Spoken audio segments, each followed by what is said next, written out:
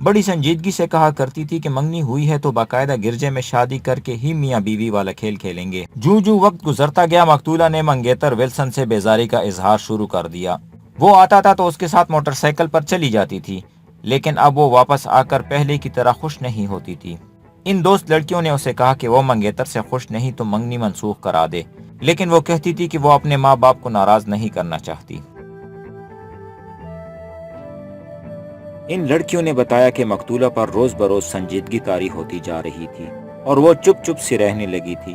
اتنی خوش طبع اور ہر وقت ہنسی مذاق کے موڈ میں رہنے والی لڑکی میں یہ تبدیلی ان دوستوں کے لیے تکلیف دہ سی ہوتی گئی۔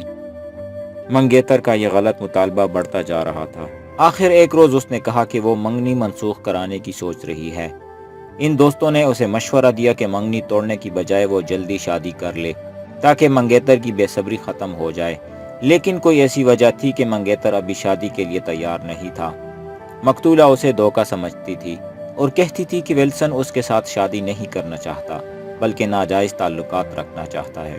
ایک رات وہ ولسن کے ساتھ جا کر واپس آئی تو بستر پر گر پڑی اور بہت روئی۔ ان تینوں لڑکیوں میں سے ایک وہیں پہ موجود تھی۔ وہ پریشان ہو گئی اور مقتولہ سے پوچھا کہ آج کیا نئی واردات ہو گئی ہے۔ مقتولہ نے بتایا کہ ولسن کے ساتھ اس کی اچھی خاصی تلخ کلامی ہو گئی ہے، جسے وہ لڑائی جھگڑا کہتی تھی۔ اس دوست نے اسے یہی مشورہ دیا کہ منگیتر کی فرمائش پوری کرے یا منگنی توڑ دے۔ مقتولہ دراصل یہ صدمہ لیے بیٹھی تھی کہ اس نے پہلی بار دلی یا روحانی محبت کا ذائقہ چکھا تھا اور اسے کچھ اور ہی لذت اور سکون ملا تھا۔ ولسن اس روحانی سکون کو تباہ کر رہا تھا۔ مقتولہ نے یہاں تک کہا کہ ولسن اگر شادی کی خواہش کی بجائے ناجائز دوستی کی خواہش کرتا تو وہ شاید اسے قبول کر لیتی، لیکن وہ اتنی پاک اور پیاری محبت کا خون کرنے سے گھبرا رہی تھی۔ اس پر انسپکٹر کلارک نے مجھ سے کہا، کیوں ملک؟ میرا تو خیال ہے کہ مقتولہ نارمل ذہنی حالت والی لڑکی نہیں تھی، یا وہ اپنی ان دوستوں کو غلط باتیں بتاتی رہی ہے۔ تینوں لڑکیوں نے باری باری کہا کہ مقتولہ کوئی غلط بات نہیں بتاتی تھی۔ ان کی بے تکلفی اور رازداری ایسی تھی کہ ایک دوسرے سے کچھ بھی نہیں چھپاتی تھی۔ میں نے انسپکٹر کلارک سے کہا کہ اس کا خیال ٹھیک معلوم ہوتا ہے اور میں خود بھی حیران ہوں، لیکن میں یہ بھی جانتا ہوں کہ اللہ جسے ہدایت دے کر راہ راست پر لانا چاہتا ہے اس کے دماغ میں ایک روشنی ڈال دیتا ہے۔ مقتولہ نیک اور بد کی تمیز رکھتی تھی۔ میں نے ان لڑکیوں سے پوچھا، کیا مقتولہ ولسن کے سوا کسی اور کو ملتی تھی؟ لڑکیوں نے بتایا کہ ایسا ہرگز نہیں تھا۔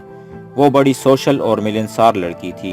ایسا نہیں ہوا کہ اس نے اپنی پرائیویٹ زندگی ولسن تک ہی محدود کر لی ہو۔ اکثر شام کو باہر چلی جاتی تھی اور کبھی رات ذرا دیر سے بھی واپس آتی تھی۔ مثلاً اس نے ایک مسلمان فلائٹ لیفٹیننٹ امجد کے ساتھ آنا جانا شروع کر دیا تھا۔ یہ وہی امجد تھا جس کی فوٹو مقتولہ کے پرس سے نکلی تھی۔ اس کے بعد مقتولہ کا یہ معمول بن گیا کہ کبھی شام امجد کے ساتھ گزارتی اور کبھی ولسن کے ساتھ، لیکن مزاج اور طبیعت کے لحاظ سے مقتولہ میں ایسی کوئی تبدیلی آ گئی تھی کہ وہ زیادہ تر سنجیدہ رہنے لگی۔ امجد کے متعلق مقتولہ نے اپنے دوستوں کو اتنا ہی بتایا تھا کہ اچھا آدمی ہے، اس کی عادات اچھی ہے اور اخلاقی لحاظ سے گندا آدمی نہیں۔ لڑکیاں مقتول سے پوچھتی رہی کہ امجد کی دوستی محبت والی ہے یا وقت گزارنے والی، لیکن مقتولہ اس کا کوئی صاف جواب نہیں دیتی تھی۔ لڑکیاں ہمارے اس سوال کا جواب نہ دے سکی کہ جب مقتولہ کی دوستی امجد کے ساتھ شروع ہوئی تو ولسن کا کیا رد عمل تھا۔ مقتولہ نے اپنی ان دوستوں کو اس دوستی کے متعلق کچھ بھی نہیں بتایا تھا۔ اس سلسلے میں لڑکیوں کے ساتھ جو باتیں ہوئی ان سے میں نے یہ نتیجہ اخذ کیا کہ مقتولہ اب اپنی پرائیویٹ زندگی کی باتیں اپنے دوستوں سے کرنے میں محتاط ہو گئی تھی۔ یہ تو لڑکیوں نے صاف بتایا کہ مقتولہ زیادہ سنجیدہ رہنے لگی تھی۔ ایک روز مقتولہ نے اچانک اپنے دوستوں کے درمیان یہ بم پھینک دیا کہ وہ مسلمان ہو گئی ہے اور اب اس کا نام روبینہ مریم ہے۔ ان لڑکیوں نے یہ پرواہ کیے بغیر کہ میں مسلمان ہوں اس خبر پر اپنا رد عمل بے تکلفی سے بتایا۔ انہوں نے مقتولہ پر بہت زور دیا کہ وہ واپس اپنی مذہب میں آ جائے، مسلمانوں کے خلاف بہت باتیں کی اور یہ بھی کہا کہ کسی مسلمان کی بیوی بنے گی تو خاوند اسے پردے میں قید کر دے گا وغیرہ وغیرہ۔ لیکن مقتولہ تہ دل سے اسلام قبول کر چکی تھی اور اس نے لڑکیوں کو اپنا نیا سروس کارڈ دکھایا جو اس نے تبدیل کروا لیا تھا۔ اس پر اس کا اسلامی نام لکھا ہوا تھا۔ میرے ایک سوال کا جواب دیتے ہوئے لڑکیوں نے بتایا کہ مقتولہ نے اس کے ساتھ دوستی ترک نہیں کی تھی، لیکن ان تینوں کے دل میں اب اس کا پہلے والا پیار نہیں رہا تھا۔ مقتولہ نے اس کی کوئی پرواہ نہ کی۔ پھر ایک روز ان لڑکیوں کو یہ خبر ملی کہ مقتولہ قتل ہو گئی ہے۔ ہم وکائیوں سے رخصت ہوئے تو 7 بج چکے تھے۔ ہماری پہلی کامیابی تھی کہ ہمیں یہاں سے بڑی قیمتی باتیں معلوم ہو گئی تھی۔ میں اور انسپیکٹر کلارک اس نتیجے پر متفق تھے کہ ہمارا مشتبہ نمبر 1 مقتولہ کا منگیتر ہے۔ لڑکیوں کی باتوں سے یہ پتہ چلتا تھا کہ مقتولہ برائے نام مسلمان نہیں ہوئی تھی، نہ ہی اس نے اپنے مسلمان دوستوں کو خوش کرنے کے لیے رسمی طور پر اسلام قبول کر لیا تھا، بلکہ وہ مذہب کی اس تبدیلی میں بہت ہی سنجیدہ تھی۔ ہم نے ایک خاص بات نوٹ کر لی، وہ یہ کہ سب انسپیکٹر شنکر داس نے ضرورت ہی محسوس نہیں کی تھی کہ مقتولہ کی دوستوں سے اس کی پرائیویٹ زندگی کے متعلق کچھ معلومات کر لیتا، جس طرح ہم نے کیا تھا۔ اس سے یہی ظاہر ہوتا ہے کہ شنکر داس تفتیش کو اپنی مرضی اور اپنے تعصب کے مطابق کسی اور طرف لے جا رہا تھا۔ اگلی صبح ہم اپنے آفس میں گئے تو مقتولہ کا باپ اور اس کا منگیتر آئے بیٹھے تھے۔ ہم پہلے باپ کو تفتیش والے کمرے میں لے گئے۔ قدرتی بات تھی کہ وہ بہت ہی مغموم تھا۔ اس سے ہم نے پہلی بات یہ پوچھی کہ اس کے دل میں کسی پر شک ہے کہ وہ اس کی بیٹی کا قاتل ہو سکتا ہے۔ وہ کتنی ہی دیر سر جھکائے سوچ میں کھویا رہا۔ میں نے کہا، سوچ لے، اچھی طرح سوچ کر جواب دے، جو آپ کے ذہن میں بات آتی ہے کہہ گزرے، ڈرے بالکل نہیں۔ ہمارا مقصد آپ کی بیٹی کے قاتل کو پکڑنا ہے۔ آپ کی بیٹی مسلمان ہو گئی تھی، اگر مسلمانوں کے خلاف دل میں کوئی بات آتی ہے تو کہہ ڈالے۔ باپ نے کہا، جب بھی سوچتا ہوں بیٹی کے منگیتر کا نام ہی سامنے آتا ہے، لیکن ایک مہربانی یہ کرنا کہ منگیتر سے تفتیش کرتے ہوئے میرا حوالہ نہ دینا، مجھے شک اسی پر ہے۔ انسپیکٹر کلارک نے اسے کہا کہ اس کے اس شک پر ہم متفق ہیں، لیکن وہ وضاحت کرے کہ اسے اس شخص پر کیوں شک ہے۔ کیا اس نے کوئی ایسی باتیں کی تھی؟ باپ نے کہا، جی ہاں، میں خود بھی وضاحت کرنا چاہتا ہوں۔ قتل سے 10-11 روز پہلے ولسن نے میرے گھر میں آ کر بڑے غصے میں کہا تھا کہ مارتا نے اسلام قبول کر لیا ہے، اسے سمجھائیں کہ وہ واپس اپنے مذہب میں آ جائے، ورنہ میں کسی اور طریقے سے اسے سیدھے راستے پر لاؤں گا۔ بیٹی نے ابھی مجھے یہ بات نہیں بتائی تھی، ولسن کو پہلے بتا دی۔ غصہ مجھے بھی بہت آیا تھا اور افسوس بھی ہوا تھا، لیکن ایک باپ کی حیثیت سے اسے سمجھانا چاہتا تھا۔ ولسن تو مرنے وارنے پر آیا ہوا تھا۔ میں نے کہا، ولسن کے ساتھ آپ کی بیٹی نے خوشی سے منگنی کی تھی؟ کیا اس کے بعد کبھی آپ کی بیٹی نے آپ سے کوئی ایسی بات کی تھی جیسے وہ ولسن کے ساتھ اب اتنی خوش نہیں جتنی منگنی کے وقت تھی؟ باپ نے جواب دیا، جی ہاں، منگنی کے خاصے عرصے بعد مارتا نے اپنی ماں سے کہا تھا کہ منگنی سے پہلے ولسن جیسا ہوا کرتا تھا اب ویسا نہیں رہا۔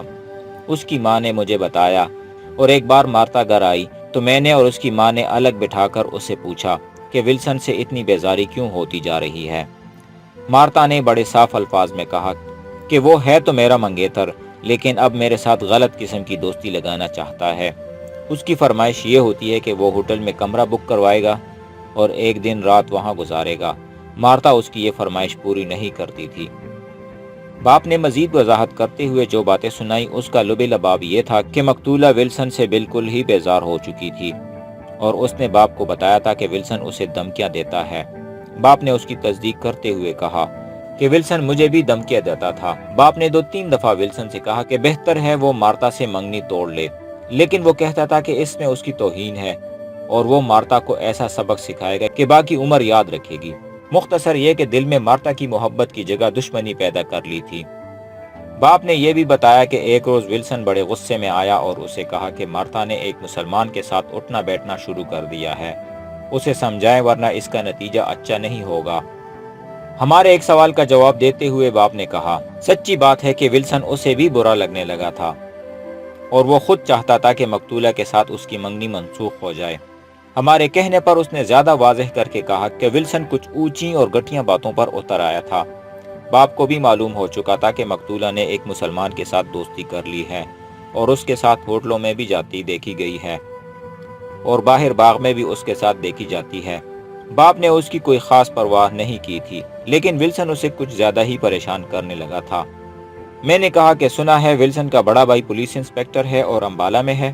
یہ سنتے ہی باپ نے کہا کہ اسے ولسن اس بھائی کا ڈراوا بھی دیتا رہتا تھا۔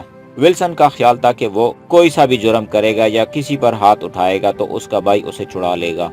باپ نے یہ بھی بتایا کہ سب انسپیکٹر شنکر داس کو بھی اس نے کہا کہ اسے ولسن پر شک ہے، لیکن شنکر داس نے ولسن کو صرف ایک بار رسمی طور پر تھانے بلایا تھا۔ قتل کے تیسرے چوتھے روز ولسن کا یہ بھائی یہاں آیا تھا اور پتہ چلا کہ تھانے میں کچھ وقت گزار کر واپس چلا گیا تھا۔ اس کے بعد ولسن کو شنکر داس نے پوچھا تک نہیں۔ باپ نے ہمارے شک کی تائید کر دی۔ ہم نے اسے یہ یقین دلایا کہ اس کے حوالے سے کوئی بات نہیں ہوگی اور وہ ہر طرح محفوظ رہے گا، اور اسے کوئی نئی بات معلوم ہو تو کسی بھی وقت ہمیں آ کر بتا دے۔ اس طرح اسے مطمئن کر کے باہر بھیج دیا اور ولسن کو اندر بلایا۔ وہ آیا تو ہم نے اسے بٹھا لیا۔ انسپکٹر کلارک نے اس کے پیچھے کھڑے ہو کر کہا، مسٹر ولسن، نہ اپنا وقت ضائع کرو نہ ہمیں پریشان کرو، بڑے آرام سے کہہ دو کہ مقتولہ کو تم نے قتل کیا ہے۔ اس نے اٹھ کر بڑی تیزی سے کہا، نہیں نہیں، مجھ پر ایسا شک نہ کرے، میں مارتا کو واپس اپنے مذہب میں لا رہا تھا۔ میں نے کہا، سنو ولسن، بیٹھ جاؤ، ایسی خوش فہمی ذہن سے نکال دو کہ امبالہ سے تمہارا بھائی آ کر تمہیں چھڑا لے گا۔ یہ تانا نہیں، یہ وہ جگہ ہے جہاں پتھر بھی بول اٹھتے ہیں۔ بول پڑو گے تو فائدے میں رہو گے، اور اگر ہمیں بلوانا پڑا تو انتہائی سزا دلوائیں گے، جس کو سزائے موت کہتے ہیں۔ تعاون کرو گے تو عمر قید بھی نہیں ہونے دیں گے۔ اب یہاں سے تم گھر نہیں جا سکو گے۔ وہ رونے پر آ گیا، اقبالی جرم کی طرف آتا ہی نہیں تھا۔ انسپکٹر کلارک نے اسے کہا کہ اس کے خلاف بڑی ٹھوس شہادت ہمارے پاس موجود ہے۔ وہ یہ نہ سمجھے کہ مقتولہ اس دنیا میں نہیں تو اسے وہ جو دھمکیاں دیتا رہا وہ اس کے ساتھ قبر میں چلی گئی ہے۔ بہت سے ٹھوس گواہ اور شہادت ثابت کرنے والے زندہ ہیں۔ یہ ایک لمبا اور صبر آزما عمل ہوتا ہے جس سے مشتبہ کو گزارا جاتا اور اقبال جرم تک پہنچایا جاتا ہے۔ اس سب کے باوجود ولسن نہیں مان رہا تھا۔ ہم نے ہر وہ بات اس کے سامنے رکھی جو مقتولہ کی دوست نے اور مقتولہ کے باپ نے ہمیں بتائی تھی۔ ولسن ہر بات کی وضاحت کرنے کی کوشش کرتا تھا، لیکن اس کی زبان بری طرح ہکلا رہی تھی۔ اس کی حالت ایسی ہو گئی کہ بعض باتیں تو ایسی الجھی ہوئی تھی جس کا کوئی مطلب ہی پلے نہیں پڑتا تھا۔ مختصر بات یہ کہ وہ اپنے انداز اور اوٹ پٹانگ باتوں اور حرکتوں سے اپنے خلاف شک پختہ کرتا چلا گیا۔ ہم دونوں انسپکٹروں نے یہ فیصلہ کیا کہ اسے حوالات میں بند کر دیا جائے اور سوچنے کی مہلت دی جائے، اور اگر پھر بھی یہ انکار پر قائم رہتا ہے تو دوسرا طریقہ اختیار کر لیا جائے۔ چنانچہ اسے ہم نے کہا کہ وہ ہمارا مہمان رہے گا اور سیل میں بیٹھ کر آرام سے سوچے اور اس کا جی چاہے ہمیں بتا دے اور اقبالی بیان دے دے۔ اگر تعاون نہیں کرے گا تو اسے اس عمل میں ڈال دیا جائے گا جس کی کہانیاں اس نے سنی ہوگی، اور اگر وہ یہاں مر بھی گیا تو اس کا کوئی پرسان حال نہیں ہوگا، اس کی لاش غائب کر دی جائے گی۔ وہ تڑپتا، چیختا اور کچھ نہ کچھ بولتا رہا اور ہم اسے دھکیلتے گھسیٹتے ہوئے سیل میں بند کرائے۔ میں نے مقتولہ کے باپ سے پوچھ گچھ سے پہلے ایئر ہیڈ کوارٹر فون کر دیا تاکہ فلائٹ لیفٹیننٹ امجد کو ہمارے ہیڈ کوارٹر بھیج دیا جائے۔ وہ ایئر ہیڈ کوارٹر کے ہی ایک شعبے میں کام کرتا تھا۔ مقتولہ کے باپ اور ولسن سے فارغ ہوئے تو ہمیں بتایا گیا کہ فلائٹ لیفٹیننٹ امجد 1 گھنٹے سے آیا بیٹھا ہے۔ ہم نے اسے تفتیش کے کمرے میں بلا لیا۔ بڑا خوبرو جوان تھا، 25 سال سے کچھ اوپر عمر تھی۔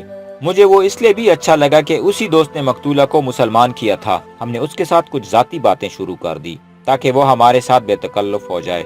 وہ فائٹر پائلٹ تھا اور انڈین ایئر فورس کے ایک فائٹر اسکواڈرن میں رہا تھا۔ اس وقت Indian air force Royal Indian air force کہلاتی تھی کیونکہ یہ انگریزوں کی ایئر فورس تھی۔ امجد فائٹر پائلٹ تھا، لیکن 1 سال پہلے اسے نہ جانے کیا ہو گیا کہ جو ہی جہاز زمین سے اٹھتا اور کچھ بلندی پر لے جاتا تو اس کا بلڈ پریشر گرنا شروع ہو جاتا تھا۔ چند مرتبہ تو بلڈ پریشر اتنا گر گیا کہ اسے چکر آنے لگے اور وہ ہوائی جہاز کو واپس اتار لایا، اور 1-2 مرتبہ تو وہ لینڈنگ کے وقت کریش ہوتے ہوتے بچا۔